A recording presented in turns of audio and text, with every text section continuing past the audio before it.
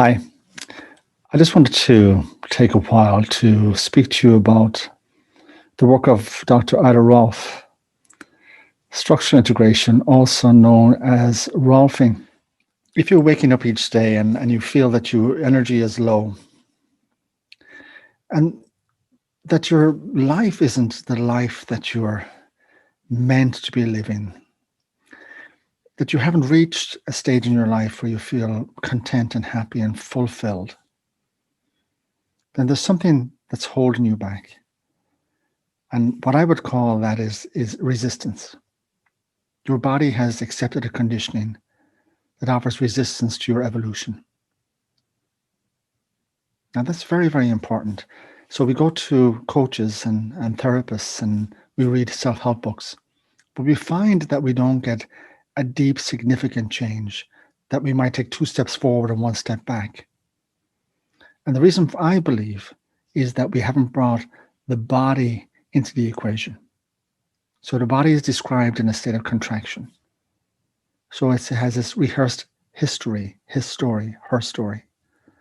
And we allow the body to bring us to different places, so we start to change our minds. But the body is aching. It's aching and it's in pain, but it needs your recognition. It needs to be recognized and valued as part of that equation. It's only when we bring the body and the mind together in the process of integration, structural integration, that we can cohesively create a sense of internal collaboration between the body and mind that empowers us and pushes us forward through this portal, and we emerge just like the chrysalis. We emerge as our true self and live in our deeper meaning. I came to the United States to study at the Rolfing Institute in Boulder in Colorado, and it's been a few years since I've been there, well over 10 now. And I've rolfed hundreds of bodies. I've been doing body work for over 20 years. And one common trait I've always seen in every body is a sense of resistance, and it's primarily reflected in the way that we breathe. And that seems to spill out into the way that a person moves. As we get older, we often use the excuse of aging, and we accept the restrictions. But historically, over the years, I've become fascinated with finding the truth of what actually happens in our body. And Rolfing has been offered me a huge insight into uncovering the reality. And I'll sum it up in this brief sentence. I would say that the resistance that we embody prevents our evolution. And most of us have been conditioned to believe in a certain capacity. And that capacity is connected to our potential and how we appear in the world, the fullness, the space that we take up, how we present ourselves, how we move through the world, how we engage in relationship with others, our own spatial experience, the rhythm and flow of our presence. So in our conditioning, we have believed that we take up a certain amount of space in the world. And that often contributes us to playing small. The Rolfed body is where you reclaim that space that you have been convinced to give up. And as we create more space inside in the body, energy moves through that space and the conduit expands, and we experience this huge upsurge in our life force energy, our ki, our chi, our prana. And as we're filled, we feel fulfilled. See, our society at the moment is in a a state of fear, and that often encourages us to fill that space with something that never fully satisfies us. We fill it with food, with addictions, or with momentary type of pleasure.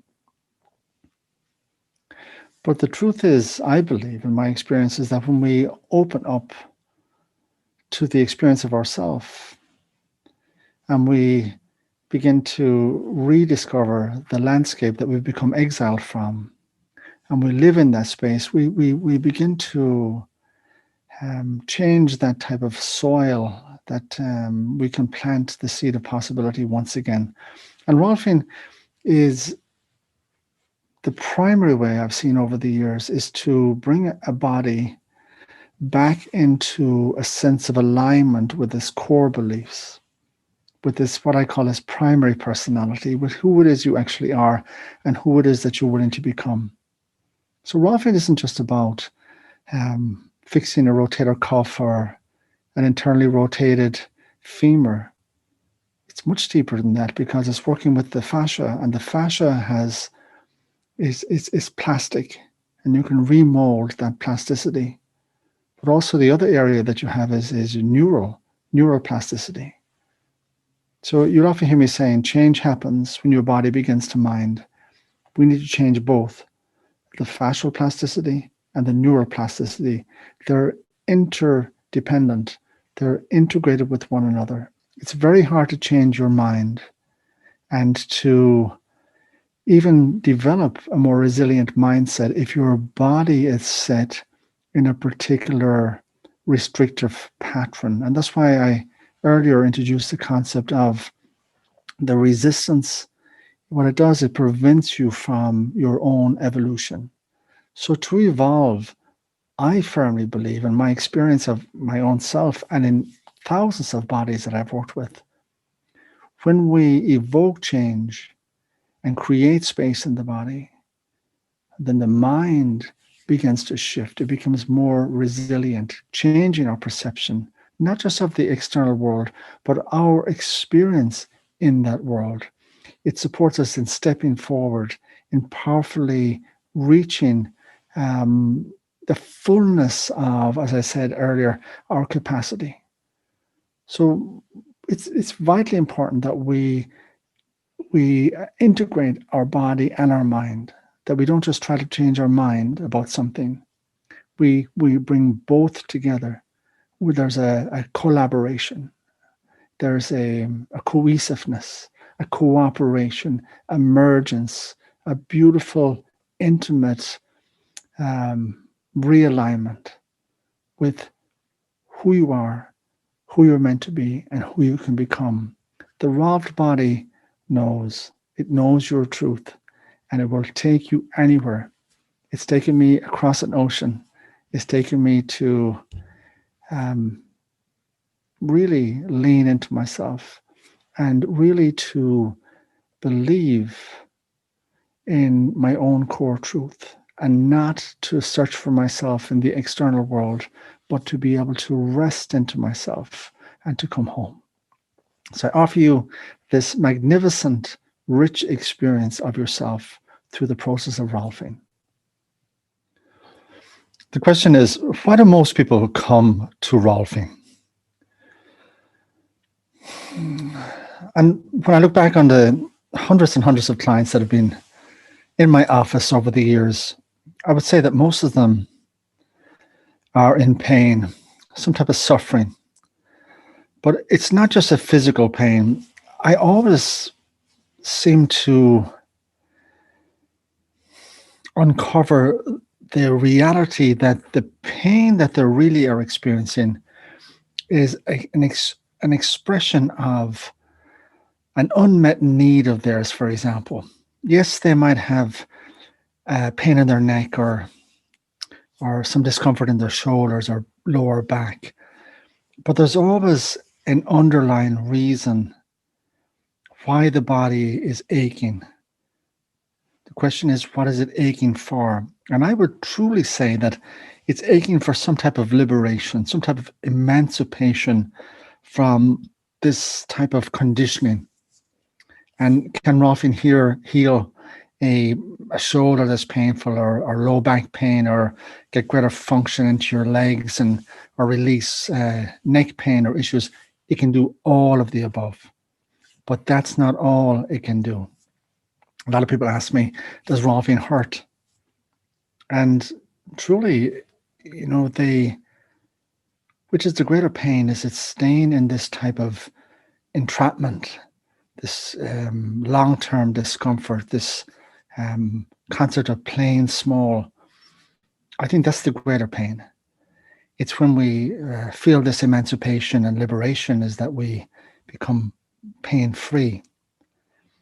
During the process of Rolfing, what happens is that the Rolfer helps you to find an edge, and that edge is a threshold between your comfort zone and a portal of invitation that you're being ushered through. So just to be clear about that, your body will stay in the discomfort, or should I say in the comfort of discomfort. But what Rolfing does, it finds an edge, which is a doorway that opens, and then it's up to you to step through that. So Rolfers, it's like surfing. You can't be before or after the wave. You need to catch the wave. So we catch the wave of change in your body, and then we usher you through that doorway so that you can step into something much more, and not just expansive, but a deeper realization of your own truth. It's a fantastic, worthwhile experience. And I would have to make a whole video or write a book on the thousands of people whose lives have been changed through the process of Rolfing. And when I reflect back on them, I'm really touched by the colossal impact that the Rolfing process had on their lives, and how they now live in a deeper, much deeper description of the true self, and a deeper connection with their own true reality.